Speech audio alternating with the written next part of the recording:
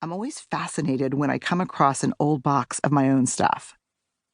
I mean, I must have thought something was really important if it warranted saving.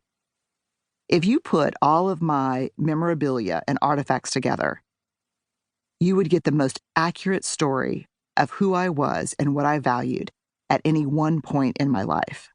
And you'd probably need no more than a standard issue dining room table to lay it out. I came across this old college paper several years ago when I was starting this book. It's not a great or even a very good paper, but it knocked me off balance for a few months. I mean, I'm looking at this paper, and the title of it, of course, it's written in script, not on a computer, just written on, ruled paper. And the title of the paper is Why We Feel the Pain We Feel. It starts out with this line: throughout our lives, we must experience emotions and feelings that are inevitably painful and devastating. Next to the title in red, you can see this tiny A-. The date on the paper is October 9th, 1984. I mean, why have I been thinking about emotions for so long? Why has this always been so important? Can I even remember a time in my life when I wasn't thinking about emotions?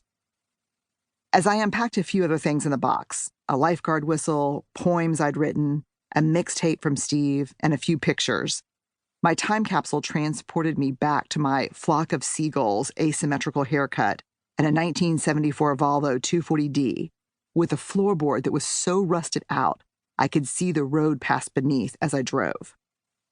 I spent a couple of days with my 1987 self and learned some things that I had either never known or never acknowledged, or things I possibly once knew and pushed way down. I come from a very tough, suck it up and get it done and don't talk about feelings family. Both of my parents had a hard upbringing with a lot of trauma, and despite their own unhappiness, they considered the life they gave us the height of mythical suburban bliss. In their high school years, my dad was the rage and grief-fueled football captain, and my mom was the head of the drill team and the president of half a dozen different clubs. She was everything she needed to be to redeem their reputation of what was inconceivable in the 1950s Leave It to Beaver era: having an alcoholic mother. When I was growing up, there was a lot of unpredictable behavior and intense emotion in our home. There was intense love, and there was intense rage. There was intense laughter and intense hurt. But even the good times were dicey, because they could turn in an instant. I'm the oldest of four, so I often felt the brunt of the madness, along with the responsibility of protecting my siblings from the unpredictable swings. When things were bad, I was the protector. When things were great, I was the protector in waiting. Always on the outside of the fun, easily teased for being too serious, and always knowing that we were one sideways glance or one smartass comment from chaos. By the time I was in middle school, I had used a combination of my mom's magazines and the after-school specials that I loved to watch to diagnose myself as, quote, crazy. I know that's a pathologizing word, but back then it was really all I had. First, nothing, I mean nothing, was discussed or normalized in my family.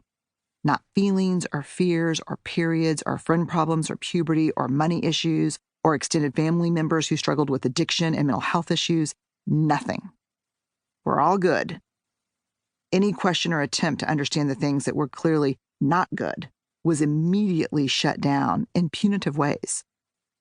For children, it's easy for everything to become a source of shame when nothing is normalized. You assume that if no one is talking about it, it must be you. Second, my parents were confusing. My parents were and are good people who did the very best they could with the tools they had. Sometimes those tools weren't enough. Growing up, they seemed to be funny, loving, well-liked, smart, great storytellers, and caring neighbors. People loved them. Because they were predictably good outside the house and wildly unpredictable inside, I assumed it was us. And because I was the oldest, I assumed it was mostly me. And again, it was shaming for all of us when the inside behaviors didn't match the families on TV.